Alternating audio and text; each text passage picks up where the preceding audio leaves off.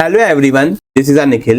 Welcome to my YouTube channel learn constant. आपका friends हार्दिक स्वागत है हमारे यूट्यूब चैनल लर्न कांस्टेंट पर। फ्रेंड्स, आज हम लोग वीडियो सेशन में डिस्कशन करेंगे सीबीएसई सीटेट एग्जाम दिसंबर 2024 का ऑफलाइन एग्जाम के हम लोग क्वेश्चन पेपर को सॉल्व करेंगे और डिस्कस भी करेंगे जो सीबीएसई द्वारा कंडक्ट किए गए थे ऑफलाइन एग्जाम। और वीडियो सेशन में आगे बढ़ने से पहले अगर आप फर्स्ट टाइम आप हमारा वीडियो सेशन देख रहे हैं, फर्स्ट टाइम आपने विजिट किया है, आपने हमारे YouTube चैनल लर्न कांस्टेंट पर, तो हमारे YouTube चैनल लर्न कांस्टेंट को सब्सक्राइब करें, बेल आइकन को प्रेस करें ताकि आप सभी तक लेटेस्ट टीचिंग एग्जाम के लेटेस्ट वीडियोस आप तक टाइम से पहुंच सकें। अगर वीडियो सेशन अच्छा लगे तो वीडियो सेशन को ज़्यादा से ज़्यादा लाइक करें, ज़्यादा से ज़्यादा शेयर करें अपने फ्रेंड्स को, ताकि आपके लिए हमारे वीडियो सेशन आपकी टीचिंग एग्जाम्स की प्रिपरेशन करने में हेल्प करेंगे। अगर वीडियो सेशन से रिलेटेड आपको कोई भी डाउट है तो आप लोग कमेंट बॉक्स में अपना डाउट क्लियर कर सकते हैं। I will time my best reply to all. Friends, अब हम लोग वीडियो सेशन में आगे बढ़ते हैं। तो फ्रेंड्स, आज हम लोग वीडियो सेशन में डिस्कस करेंगे सीबीएसई सीटेट ऑफलाइन एग्जाम जो आपका दिसंबर 2024 में आपका कंडक्ट किया गया था। जो आपका 14 दिसंबर के दिन आपका जो सीटेट एग्जाम कंडक्ट किया गया था सीबीएसई द्वारा, जिसमें हम लोग डिस्कस करेंगे सीबीएसई सीटेट ऑफलाइन एग्जाम जो फ्रेंड्स कंडक्ट किया गया था 14 दिसंबर 2024 के दिन। और फ्रेंड्स, हम लोग डिस्कस करेंगे 14 दिसंबर 2024 का पेपर 1 डिस्कस करेंगे हम लोग इस वीडियो सेशन में। फ्रेंड्स, इस वीडियो सेशन में हम लोग डिस्कस करने वाले हैं सीटेट पेपर 1 जो आपका करंट किया गया था एग्जाम 14 दिसंबर 2024 के दिन। और फ्रेंड्स, इस वीडियो सेशन में हम लोग डिस्कस करेंगे सीटेट पेपर 1 का ईवीएस एंड पेडागोजी सेक्शन। और ईवीएस एंड पेडागोजी सेक्शन का जो सेक्शन रहेगा जिसमें हम लोग 30 क्वेश्चन के आंसर डिस्कस करने वाले हैं इस वीडियो सेशन में। और फ्रेंड, जितने भी क्वेश्चंस के आंसर होंगे ईवीएस एंड पेडागोजी सेक्शन में, वो आपके सीटेट की ऑफिशियल आंसर की के अकॉर्डिंग होंगे। तो आप लोग एक एक करके क्वेश्चंस के आंसर आप लोग देखते जाएगा। तो चलते हैं फ्रेंड्स क्वेश्चन पेपर की ओर। और सीटेट पेपर 1 जो आपका 14 दिसंबर 2024 का आपका एग्जाम पेपर है, जिसमें हम लोग डिस्कस करेंगे EVS and pedagogy section. Friends, ये आपका सीटेट पेपर 1 है और ये आपका 14 दिसंबर 2024 का सीटेट पेपर 1 का क्वेश्चन पेपर है। और ये आपका बुकलेट कोड आई के अकॉर्डिंग हम लोग डिस्कस करने वाले हैं ईवीएस एंड पेडागोजी के 30 क्वेश्चंस के आंसर डिस्कस करेंगे। और जितने भी 30 क्वेश्चंस के आंसर हैं वो आपके सीटेट की ऑफिशियल आंसर की के अकॉर्डिंग होंगे। तो आप लोग एक एक करके क्वेश्चंस के आंसर आप लोग देखते जाएगा। तो चलते हैं friends EVS and pedagogy section की ओर और ईवीएस एंड पेडागोजी सेक्शन को सॉल्व करेंगे। फ्रेंड्स, ये आपका पार्ट 3 है, इन्वायरमेंटल स्टडीज, पर्यावरण अध्ययन। इसमें आपका पहला जो 61 क्वेश्चन दिया गया पर्यावरण अध्ययन का एक शिक्षक कुछ बच्चों की गतिविधि कराने के दौरान कुछ महत्वपूर्ण घटनाओं का अवलोकन करता है तथा इसका एक वर्णनात्मक टिप्पणियां भी दर्ज करता है कि निम्नलिखित में से कौन सा आकलन का उपकरण हो सकता है। आपका जो आंसर हो जाएगा वो आपका हो जाएगा उपख्यानात्मक अभिलेख, ऑप्शन नंबर 3। जो आपका उपख्यानात्मक रिकॉर्ड गुणात्मक आकलन का एक रूप है जिसमें शिक्षक कक्षा में होने वाले विशेष घटनाओं, व्यवहार और सीखने के क्षणों के बारे में वर्णनात्मक तथ्यात्मक नोट्स लिखते हैं। तो आपका जो आंसर होगा आपका आंसर होगा ऑप्शन नंबर 3। अगला क्वेश्चन है क्वेश्चन नंबर 62। मोहन क्लास 5 का एक पर्यावरण अध्ययन का शिक्षक है। वह अपनी कक्षा में निम्नलिखित गतिविधि को श्याम पट पर लिखता है और अपने माता पिता और दादा दादी के समय पानी की उपलब्धता के बारे में पता करें और उसकी वर्तमान स्थिति से तुलना करें। उपरोक्त गतिविधि के लिए निम्नलिखित में से कौन सी सबसे उपयुक्त रणनीति होगी। 62 का आपका आंसर होगा ऑप्शन नंबर 3, परियोजना। इसमें आपका जो परियोजना है, परियोजना में छात्रों द्वारा शोध करना, डेटा इकट्ठा करना और अपने निष्कर्ष प्रस्तुत करना शामिल है। इस मामले में छात्र अपने माता पिता और दादा दादी का साक्षात्कार ले सकते हैं, ऐतिहासिक जल उपलब्धता के बारे में जानकारी इकट्ठा कर सकते हैं और फिर इसकी वर्तमान स्थिति से तुलना कर सकते हैं। अब आपका अगला क्वेश्चन है 63। पर्यावरण अध्ययन की एक रचनावादी कक्षा में निम्नलिखित में से कौन सी क्रिया नहीं होती है हुई दिखाई देती है। 63 में जो आपका आंसर हो जाएगा ऑप्शन नंबर 2, बच्चे सिर्फ जाने पहचाने और सवाल हल कर रहे हैं, ऑप्शन नंबर 2। एक रचनावादी कक्षा में सीखने की प्रक्रिया में छात्रों को सक्रिय रूप से शामिल करने पर ध्यान केंद्रित किया जाता है। जिस तरीके से एक रचनावादी क्लास में सीखने की प्रक्रिया में छात्रों को सक्रिय रूप से शामिल करने में, यानी कि पॉजिटिव वे में शामिल करने पर ध्यान केंद्रित किया जाता है, शिक्षक प्रत्यक्ष निर्देश के स्रोत के बजाय एक सुविधाकर्ता के रूप में कार्य करता है। अगला क्वेश्चन है 64 में आपको दिया गया राकेश क्लास 5 का एक पर्यावरण अध्ययन का शिक्षक है। वह अपनी कक्षा में बच्चों से एक गतिविधि करने के लिए कहता है, जिससे सभी बच्चे यह अवलोकन करते हैं कि कौन सी जो चीज़ पानी में तैरती है, कौन सी पानी में डूबती है। और आपको एक एक्टिविटी के उपरांत कुछ बच्चे शिक्षक से पूछते हैं कि कुछ वस्तुएं पानी में डूब जाती हैं और कुछ वस्तुएं पानी में तैरती हैं, ऐसा क्यों होता है? निम्नलिखित परिस्थिति में से शिक्षक को क्या सबसे उपयुक्त करना चाहिए? तो आपका जो आंसर होगा बी और सी होगा। प्रत्येक बच्चे को निरीक्षण करें, अपनी टिप्पणी दर्ज करें और उन टिप्पणियों का अर्थ बताने की आज़ादी दें, और प्रत्येक बच्चे को परिकल्पना करने दें और परीक्षण करने और गतिविधि आधारित सामान्यीकरण करने का अवसर प्रदान करें। 64 का आपका आंसर हो जाएगा ऑप्शन नंबर फर्स्ट, बी और सी। जिस तरीके से प्रत्येक इस परिदृश्य में रमेश पर्यावरण अध्ययन का शिक्षक अपनी क्लास के साथ एक गतिविधि एक एक्टिविटी कर रहा है, जिसमें छात्र देखते हैं कि कौन सी चीज बस पानी में तैरती है, कौन सी डूबती है। और जिस तरीके से शिक्षक को बच्चों का बताना चाहिए कि एक ऐसा डेंसिटी के कारण हो सकता है, हालांकि यह तकनीकी रूप से सही है, लेकिन केवल जो आपका आंसर है अर्थात यूज हो रहा है डेंसिटी का प्रदान करने से बच्चों को सामग्री के साथ जुड़ने और गहरी समझ बनाने के लिए अनुमति नहीं। अगला क्वेश्चन है आपका 65। अब आपको एक स्टेटमेंट दी गई, आपको बताना है कौन सी स्टेटमेंट आपकी सही है। और फ्रेंड जितनी भी आपकी स्टेटमेंट्स है वो आपकी ईवीएस की जो आपकी एनसीईआरटी टेक्स्ट बुक है क्लास 3, 4 एंड 5 से जितने भी आपके क्वेश्चन आपके बनते हैं, मैंने एक वीडियो सेशन बना रखा है हर एक क्लास का,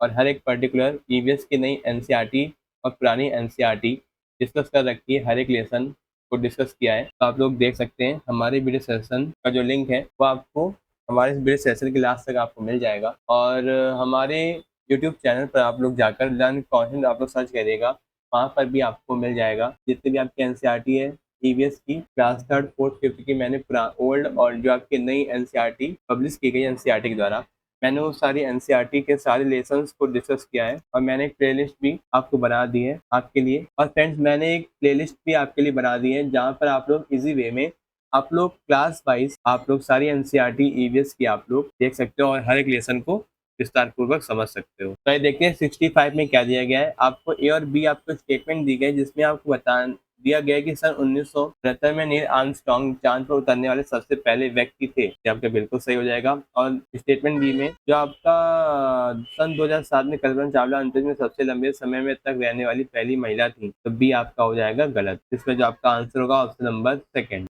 जिसमें नील आर्मस्ट्रांग कब गए थे चांद पर, 20 जुलाई 1969। और कल्पना चावला जो गई थी वो 1 फरवरी 2003 में कोलंबिया और अंतरिक्ष यान दुर्घटना में दुखद मृत्यु हो गई, और उस प्रकार 2007 में कोई कीर्तिमान स्थापित नहीं कर सके। इसे महिला द्वारा सबसे लंबी अंतरिक्ष उड़ान का रिकॉर्ड में पैगी पैटसन ने बनाया, जिन्होंने कई मिशनों के तहत अंतरिक्ष में 665 दिन बिताए। अब आपका फ्रेंड्स अगला क्वेश्चन है क्वेश्चन नंबर 66। फ्रेंड्स आपका एक दर्शन रिटर्न टाइप क्वेश्चन है, और इस टाइप के जो आपके क्वेश्चन आपके हैं वो आपके प्रीवियस की जितने भी लेसन है उसके बेसिस पर होता है, और कुछ आपके पेडागोजी बेस्ड क्वेश्चन जो आपके हैं जो वैल्यू बेस्ड टाइप के क्वेश्चन होते हैं। आइए देखते हैं दर्शन रिटर्न में आपको क्या दे रखा है। दिया गया है कि पर्यावरण अध्ययन का पाठचर्या और थीम पर आधारित है, प्रत्येक थीम अंत संबंधित है। ये आपका बिल्कुल जो दर्शन है वो आपका सही है। रीजन क्या दिया गया है कि पर्यावरण अध्ययन के पाठचर्या को थीम आधारित रखने का सबसे मुख्य कारण है कि इससे हर थीम की गहरी समझ बनती है और हर थीम की शुरुआत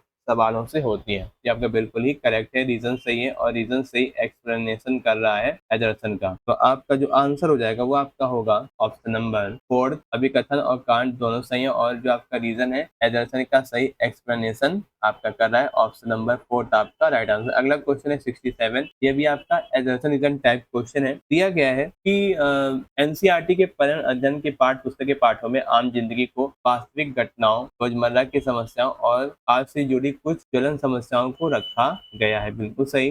कारण क्या दिया गया, इन सभी समस्याओं पर बच्चे खुलकर बहस कर सकें, समस्याओं से अवगत हो सकें और उनके प्रति संवेदनशील बने और सही समझ बना सकें। ये आपका जो रीजन है वो आपका बिल्कुल सही है। जो आपका रीजन है एडरसन की सही व्याख्या करता है, तो आपका आंसर होगा ऑप्शन नंबर 4। अगला क्वेश्चन है 68, जो आप अर्चना है क्लास 4 के पर्यावरण अध्ययन की शिक्षिका है।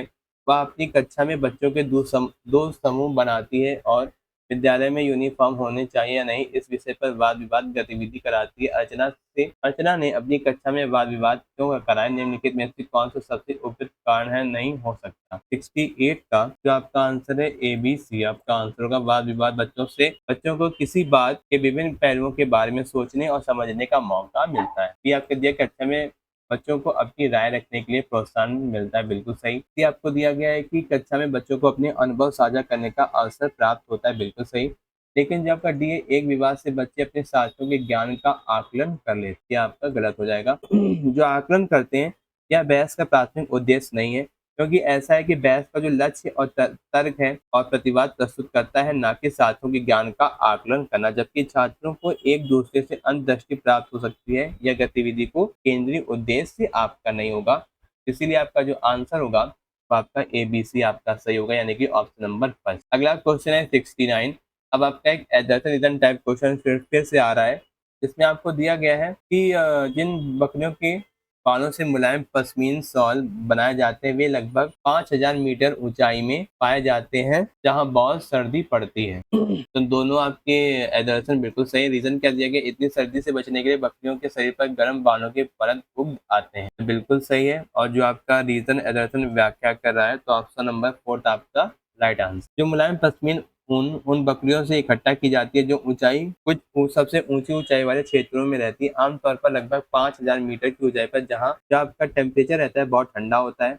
ये ऐसी कंडीशंस होती हैं जहां पर उत्तम गर्म ऊन के विकास के लिए आदर्श है, जिसका उपयोग उच्च गुणवत्ता वाले पश्मीना उत्पाद बनाने में किया जाता है। और जो आपका गर्म बालों का एक आवरण उगता है, ये जो आपका गोड की बॉडी पर जो आपका वार्म हेयर है, यानी कि जो गर्म बालों का एक जो लेयर है, जिसमें अत्यधिक ठंड से सुरक्षित रहती है, या गर्म कोट पश्मीना ऊन उनका प्राथमिक स्रोत है, जिसे विशिष्ट मौसम के दौरान सावधानी पूर्वक इकट्ठा किया जाता है। अब आपका अगला क्वेश्चन है क्वेश्चन नंबर 70।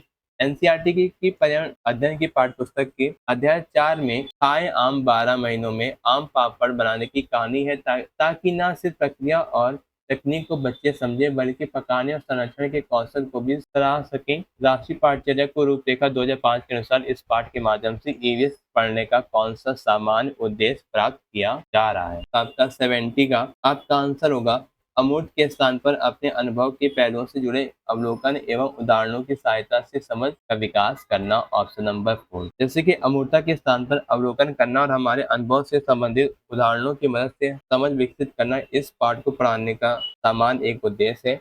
और एनसीईआरटी 2005 के अनुसार समग्र शिक्षण दर्शन के साथ संरेखित जो अनुभव और अवलोकन के माध्यम से सीखने पर जोर देता है। जो आम पापड़ बनाने के पाठ में शामिल होकर बच्चे सीधे एक व्यवहारिक प्रक्रिया का अवलोकन और समझ सकते हैं, जो वास्तविक जीवन के अनुभव से आपका जो संबंधित। अब आपका फ्रेंड्स अगला क्वेश्चन है 71। अब आपका एक एडर्सन टाइप क्वेश्चन दिया गया है कि जैव माध्यम जीवाश्म ईंधन दोनों ऊर्जा के परंपरागत स्रोत है, यानी कि जो आपका बायोमास और फ्यूल है, फॉसिल फ्यूल, ये आपके two main conventional source of energy हैं। ये आपका जो रीजन है बिल्कुल ही सही हो जाएगा। और सॉरी, जो आपका एडर्सन है वो आपका बिल्कुल सही होगा। आइए देखते हैं रीजन क्या दिए गए, कारण क्या दिए गए। पारंपरिक स्रोत वे जिसका स्वभाव नवीनीकरणीय होता है, यानी कि रिन्यूएबल नेचर का आपका होता है। जो आपके कन्वेंशनल सोर्स होते हैं, ये आपका बिल्कुल गलत है। जब जो कन्वेंशनल सोर्स है वो जीवाश्म ईंधन और गैर नवीनीकरणीय है, क्योंकि इन्हें बनने में लाखों वर्ष लगते हैं और मानव जीवन काल में इनकी पूर्ति नहीं की जा सकती है। तो आपका जो आंसर होगा वो आपका हो जाएगा ऑप्शन नंबर 2। अगला क्वेश्चन है बंगाल की खाड़ी पर समुद्र तट वाला राज्य केंद्र शासित प्रदेश का निम्नलिखित में से कौन सा है? तो आपका आंसर होगा option number first, Andhra Pradesh. Andhra Pradesh Bharat के दक्षिणी पूर्वी तट पर स्थित एक राज्य है। बंगाल की खाड़ी के साथ इनकी लंबी तट रेखा जो लगभग 972 किलोमीटर तक फैली है, जो इस भारत में दूसरे सबसे लंबी तट रेखा वाले राज्य बनाती है। वह राज्य अपने प्रमुख बंदरगाहों के लिए जाना जाता है, जिसमें विशाखापट्टनम बंदरगाह और काकीनाडा बंदरगाह शामिल है, जो बंगाल की खाड़ी पर स्थित है। अगला क्वेश्चन है 73। ऐसा पाया गया है कि बच्चों के सीखने और प्रगति का अवलोकन करते समय कुछ गलतियां हो जाती हैं, या गलतियां हमारे पूर्वग्रहों का परिणाम हो सकती हैं। निम्नलिखित में से कौन सी सूचना एक पूर्वग्रह के रूप में दर्ज नहीं होना चाहिए? तो 73 का आपका आंसर है ऑप्शन नंबर 2, पोर्टफोलियो में बच्चों के काम के नमूने, ऑप्शन नंबर 2। जबकि बच्चों की सीखने की क्षमता और प्रगति का आकलन करते समय मूल्यांकन प्रक्रिया पर पूर्वग्रहों के प्रभाव को पहचानना महत्वपूर्ण है, जो पूर्वग्रह या प्रभावित करता है और जिससे अनुचित या गलत आकलन हो सकता है। अगला क्वेश्चन है 74। गाय के आगे के दांत छोटे तथा पीछे के दांत चपटे और बड़े होते हैं, ऐसा क्यों होता है? क्रमशः घास काटने तथा घास चबाने के लिए, ऑप्शन नंबर 4। अगला क्वेश्चन है 75। एक व्यक्ति मृत समुद्र या खारी झील में नहीं डूबेगा, भले ही वह तैरना न जानता हो। इसकी वजह है समुद्री जल का उच्च आपकी क्या है डेंसिटी है, ऑप्शन नंबर 4। नेक्स्ट है 76 में आपको दिया गया बच्चा विभिन्न कुशल कार्यों को जैसे खेती और दैनिक जीवन में उनकी विरासत बुजुर्गों से का वर्णन करता उपरोक्त कथन है। 76 का आपका आंसर होगा सीखने के प्रतिफल, ऑप्शन नंबर फर्स्ट। अगला क्वेश्चन है 77। How much time boiled milk take for the digestion in the stomach, choose the correct answer from the following. उबला हुआ दूध पेट में पचने में कितना समय लगता है? तो आपका जो समय लगता है वो आपका होगा 3 घंटे, ऑप्शन नंबर फर्स्ट। अगला क्वेश्चन है 78। निम्नलिखित में से कौन सा जो आपका ग्रुप है जो एलिमेंट है केवल 78 का आपका आंसर होगा tin lithium sodium, option number third. अगला क्वेश्चन है 79। क्या कारण है कि पर्यावरण अध्ययन की पाठ्य पुस्तकों में से किस्से और कहानियों को महत्वपूर्ण स्थान दिया गया है? निम्नलिखित में से कौन सा सबसे उपयुक्त कारण हो सकता है? तो 79 में आपका जो आंसर होगा बी और सी, बच्चों का पर्यावरण से संबंधित मुद्दों के प्रति संवेदनशील विकसित करने के लिए, और क्योंकि बच्चे कहानी के पात्रों से अपने आप को आसानी से जोड़ लेते हैं, इसलिए उनको पाठ्य पुस्तकों में महत्वपूर्ण स्थान दिया जाता है। तो आपका आंसर होगा ऑप्शन नंबर फर्स्ट। अगला क्वेश्चन है क्वेश्चन नंबर 80। दिया गया है कि एनसीईआरटी के पर्यावरण अध्ययन की 5वीं कक्षा की पाठ्य पुस्तक में पाठ 13 गौरव जानी की अद्भुत यात्रा का वर्णन करती है। या पाठ निम्नलिखित में से कौन सी थीम का हिस्सा है? तो 80 का आपका आंसर होगा आवास, ऑप्शन नंबर फर्स्ट। अगला क्वेश्चन है 81। तो भारतीय पक्षी वृक्ष या झाड़ी को डाली पर अपना लटकता घोंसला बनाते हैं, ये दो आपके भारतीय पंछी हैं, कौन सा? सनबर्ड और दर्जी चिड़िया, ऑप्शन नंबर फर्स्ट। अगला क्वेश्चन है 82। ये आपका अभिकथन यानी कि एडर्सन रीजन टाइप क्वेश्चन दिया गया है कि हाथियों के झुंड में केवल हथनियां और बच्चे ही होते हैं। बिल्कुल सही जो आपका रीजन दिया गया है, हाथी 14-15 साल बाद झुंड छोड़ देते हैं और अकेले रहते हैं। तो आपका आंसर होगा, जो रीजन आपका सही है और जो आपका रीजन है एडर्सन की सही व्याख्या करता है, तो आपका आंसर हो जाएगा ऑप्शन नंबर 4। अगला क्वेश्चन है 83।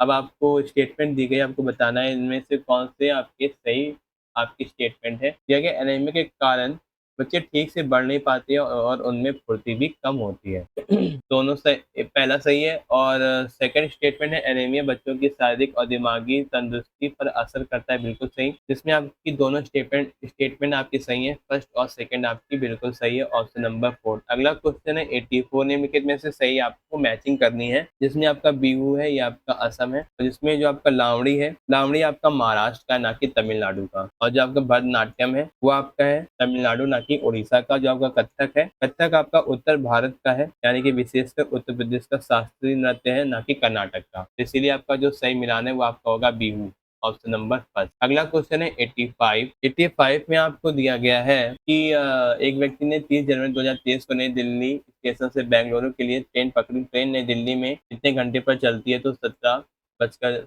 घंटे पर 31 जनवरी 2023 को बेंगलुरु पहुंची। यदि नई दिल्ली और बेंगलुरु के बीच में दूरी लगभग 1776 किलोमीटर है, तो ट्रेन की पूरी यात्रा की औसत जो स्पीड है वो आपकी क्या होगी? एवरेज स्पीड आपको निकालना है। सबसे पहले आप लोग क्या करेंगे, जो आपका डाटा दिया गया है जिसमें आपका जो टोटल समय हो जाएगा इनके बीच का वो आपका होगा 24 आवर्स। और अब आपको क्या करना है, जो आपका फॉर्मूला होता है एवरेज स्पीड का, डिस्टेंस अपॉन टाइम। डिस्टेंस आपका है 1776 डिवाइडेड बाई 24।